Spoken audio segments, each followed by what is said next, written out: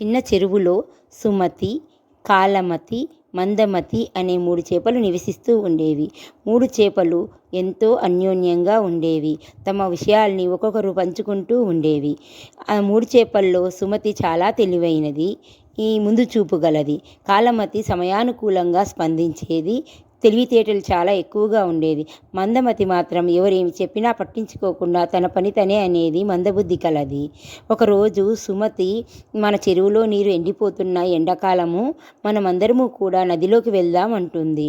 దారి కూడా మూసుకుపోతుంది, ముందే వెళ్తే మంచిదే అంటుంది. ఎవరూ తన మాట పట్టించుకోకపోయేసరికి సుమతి నదిలోకి వెళ్ళి తను మాత్రం తన స్నేహితులతో సంతోషంగా ఉంటుంది.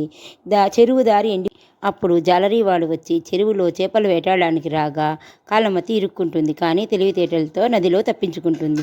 మందమతి మాత్రం తెలివి లేనందున తను ఎండిపోయిన చెరువులో చనిపోతుంది.